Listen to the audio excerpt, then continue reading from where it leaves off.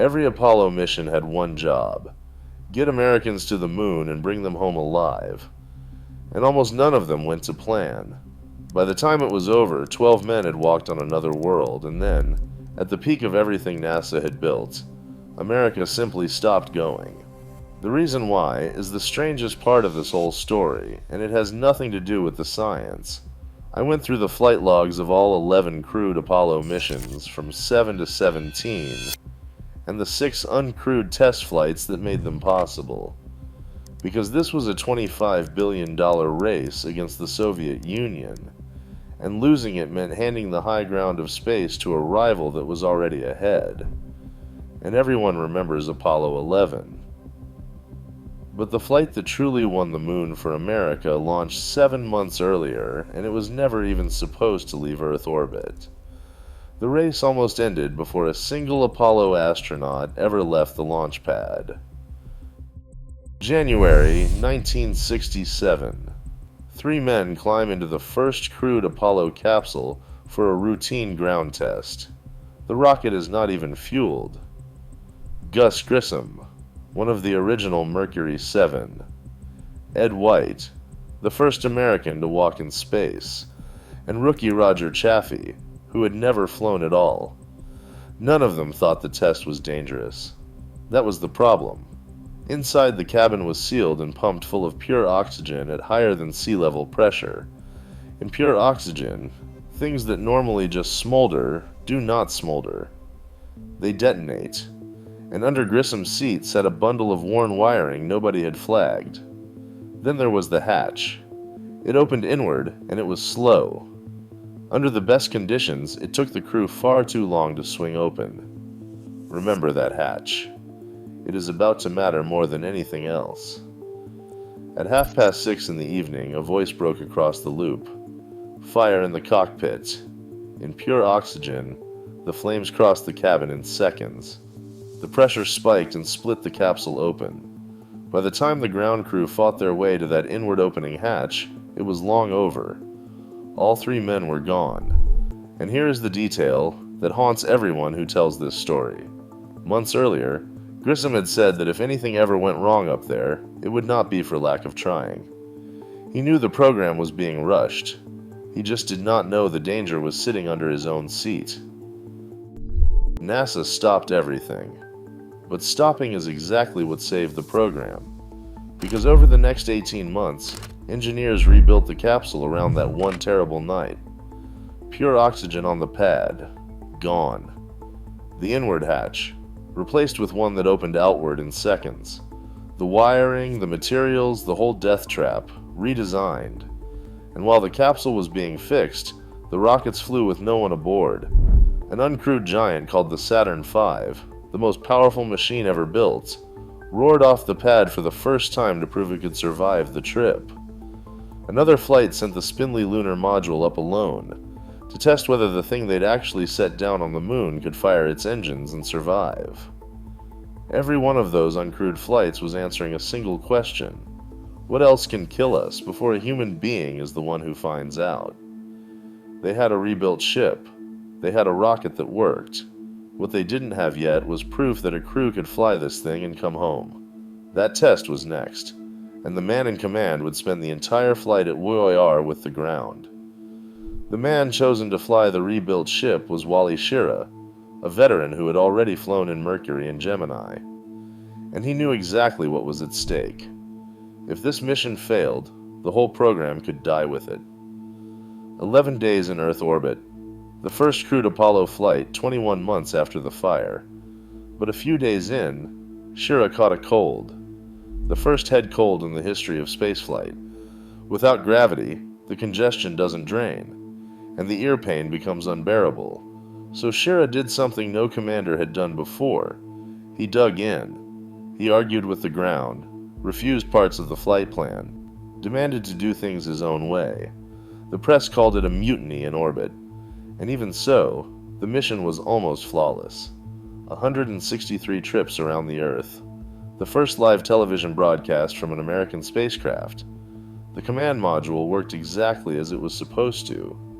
They had proven a human being could fly Apollo and come back. The price was paid by all three men. None of them ever flew again. But they had handed the program its future back. And with that future, NASA made the boldest decision of the entire race. The original plan was modest: test the lunar module in Earth orbit. But the lunar module wasn't ready. And then came the intelligence that changed everything. The Soviets were preparing their own crewed flight around the moon, maybe before the end of 1968. So NASA did something that bordered on reckless. On only the second crewed flight of the program, it would send three men all the way to the moon. No lunar module. No lifeboat if anything went wrong. On a Saturn V that had flown just twice without a crew, and the second time with serious problems. Frank Borman, Jim Lovell, and William Anders became the first human beings to leave Earth's orbit. The first to see the far side of the moon with their own eyes, and the first to see something no one had ever seen. The whole Earth, small and blue, rising over the gray edge of the moon. Anders snapped the photo.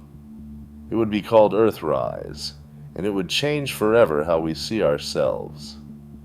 On Christmas Eve, lived to the largest television audience in history up to that point, the crew read the opening lines of Genesis and signed off wishing good night to all of you on the good Earth. Here's what almost no one remembers. Apollo 11 took the glory, but it was Apollo 8 that actually won the moon. It beat the Soviets, it proved you could get there and back, and it turned the landing into a question of when, not if. Only one piece was left to test, the one machine no human had yet flown anywhere near the moon, the lunar module. And before anyone set foot on the surface, it had to be rehearsed. Twice. The first rehearsal was held where it was safe to fail, in Earth orbit. In March 1969, James McDivitt, David Scott, and Rusty Schweickart went up with something no human had ever flown. The complete lunar module, a machine so fragile and so specialized it could only work in a vacuum. It had no heat shield. If anything went wrong, there was no way for it to re-enter the atmosphere. So the test was this: cut it loose from the command module, take it nearly 200 kilometers away, fire its engines, and rendezvous and dock all over again, all in Earth orbit. If the lunar module wouldn't start, Scott still had a ship to bring everyone home. It worked. The lunar module flew with men inside it for the first time. The missing piece, at last, actually existed. All that was left was to carry it to the moon and see what happened at the very doorstep of the surface. That was the second rehearsal, and it nearly ended in disaster. In May, Tom Stafford, John Young, and Gene Cernan took the lunar module down into lunar orbit. Their lander was named Snoopy, and Snoopy was going to do everything a real landing would do, absolutely everything, except touch down. It would descend to barely 15 kilometers above the surface and then turn back. The story goes that this particular lander was loaded with less fuel than it needed to land, so the temptation to go down would be physically impossible. They were so close they could pick out the very spot where Apollo 11 would set down. But as the descent stage let go, Snoopy began to tumble out of control.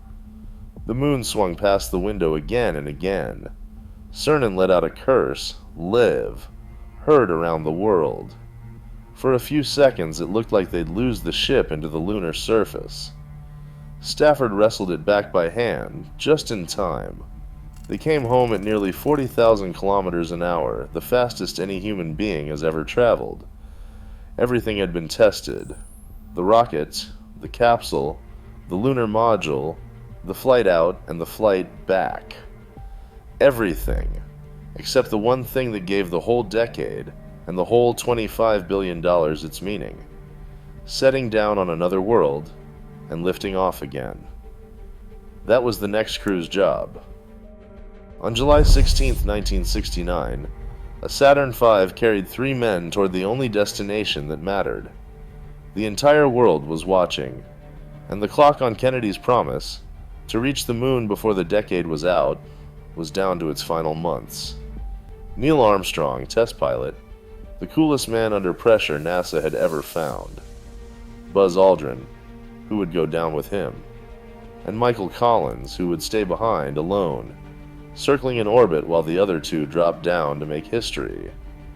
They reached the moon without trouble, and then began the part that nearly went wrong. The lunar module, Eagle, separated from Columbia and started falling toward the surface. Halfway down, an alarm went off that nobody expected. The onboard computer reported 1202, then another 1201. On the ship, they didn't know what they meant.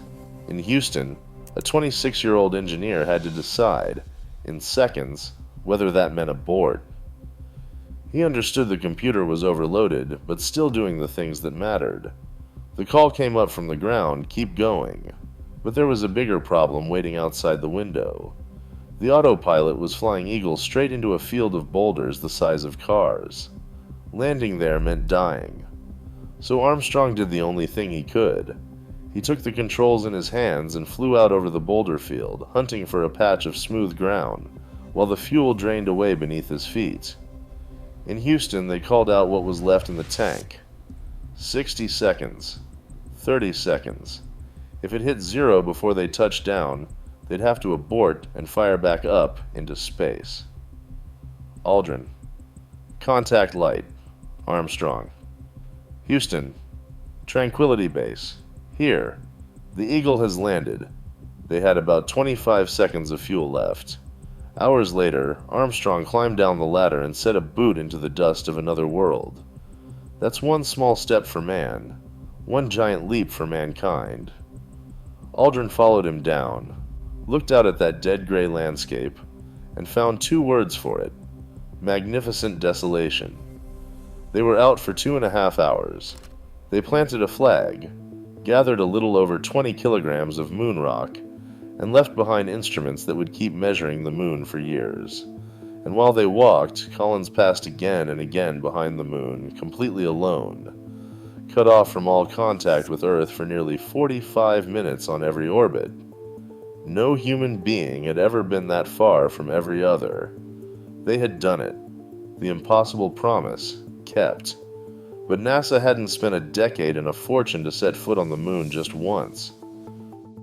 More missions were coming, and the next two would uncover something uncomfortable, that getting there had been in a way the easy part, because the next one nearly fell out of the sky 36 seconds after liftoff, and the one after that almost never made it home at all.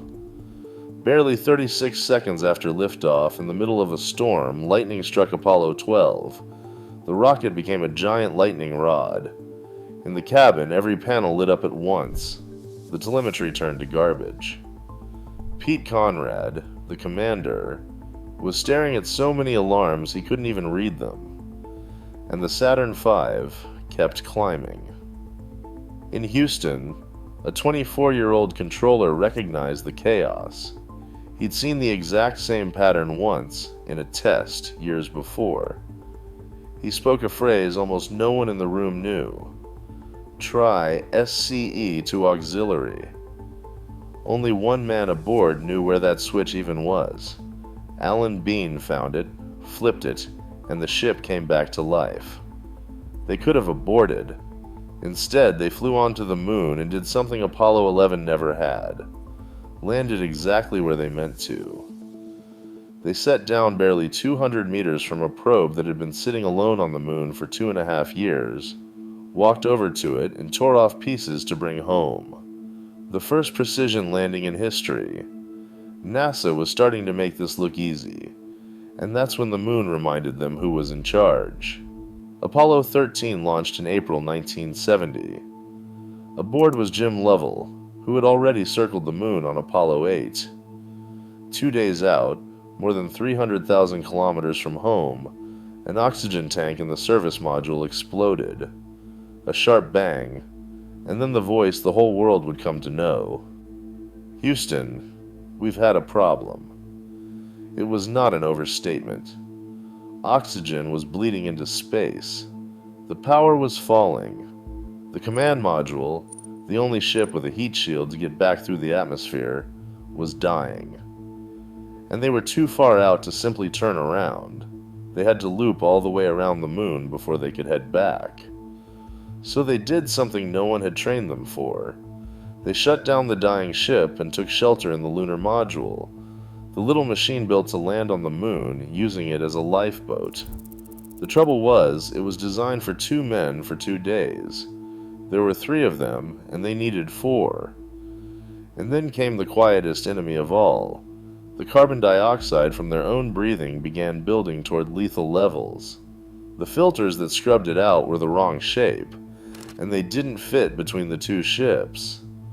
So a team on the ground had to invent, against the clock, how to fit a square peg into a round hole using only what was a board, plastic bags, cardboard, a sock, and duct tape.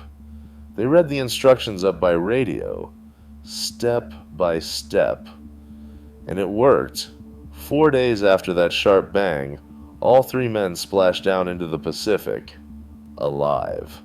They never touched the moon, but they had turned the program's worst disaster into its greatest proof that you could pull someone back from the very edge of death.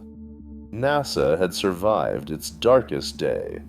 The question was what to do with the time it had left on the moon, and the answer came from a man who had spent nearly 10 years grounded, watching everyone else fly. Alan Shepard had been the first American in space back in 1961. And then for almost 10 years, he flew nothing at all. An inner ear illness grounded him, and he watched other men make the history that should have been his.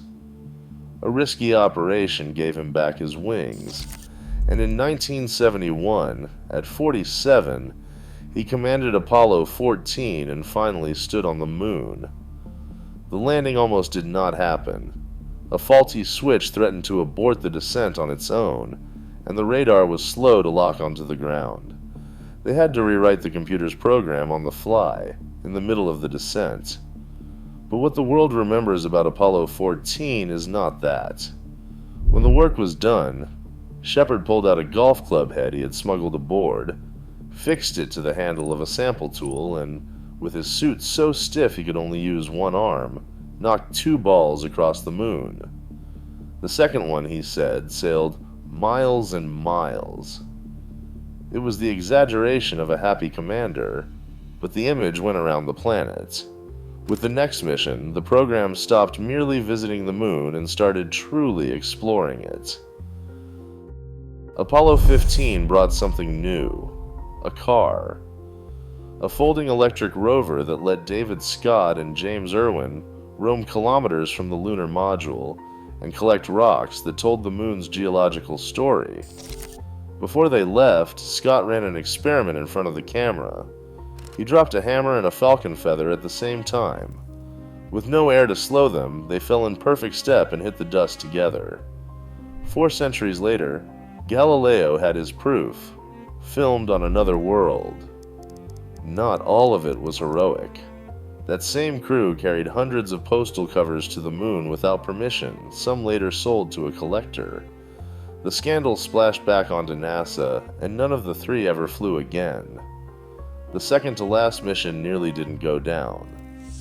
In lunar orbit, Apollo 16 picked up a strange shudder in the command module's main engine, the very engine they needed to get home. For almost 6 hours, Houston debated scrapping the whole thing and coming back without ever touching the surface. In the end, they gave the green light. John Young and Charles Duke landed in the Highlands, a terrain geologists believed was volcanic and which turned out not to be.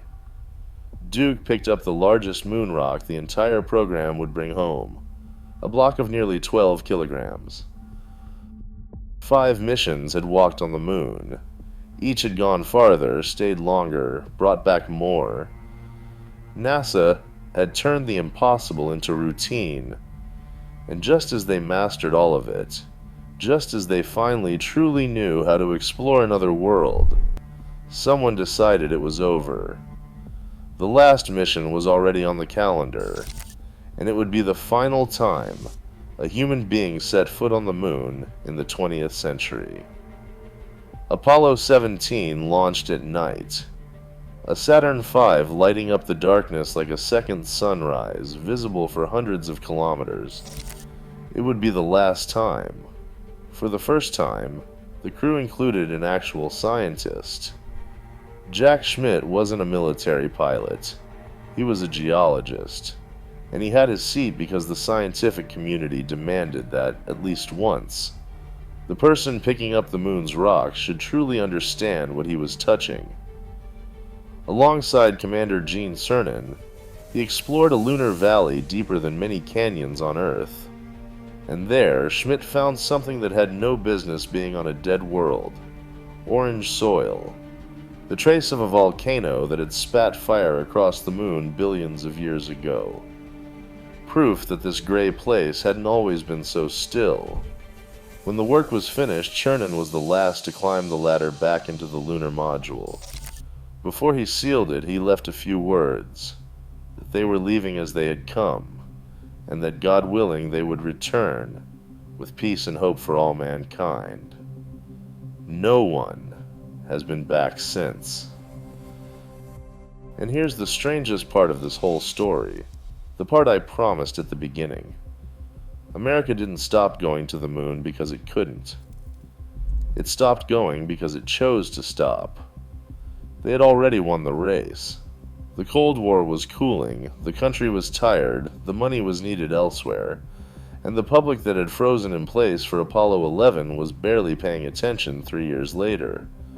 So the final 3 missions, 18, 19, and 20, were cancelled, with the rockets already nearly built. Those giants, capable of carrying men to the moon, ended up lying on their sides in museums, where anyone can walk beside them today and reach out and touch them. The leftover hardware had one last job. It flew a space station, and then it did something that would have seemed impossible a decade earlier. In 1975, an Apollo spacecraft docked in orbit with a Soviet one, and an American astronaut shook hands with a Russian cosmonaut in space. The race that had started in fear ended with a handshake, and with that, the Apollo era went dark. The rockets ended up lying in museums, but the men who flew them lived on, carrying something no other human being has ever carried. Only 12 people have ever set foot on the moon. 24 came close enough to see it fill the window. And today, only a handful of them are still alive. Every one of them came home to an Earth that no longer quite matched what they'd seen out there. Some lost their way. Some found something. None of them were ever the same again. Who those men were, how they got there, and what it does to a person to look back at the whole Earth from the surface of another world, that's a completely different story from the one about the machines. And it's waiting for you right here.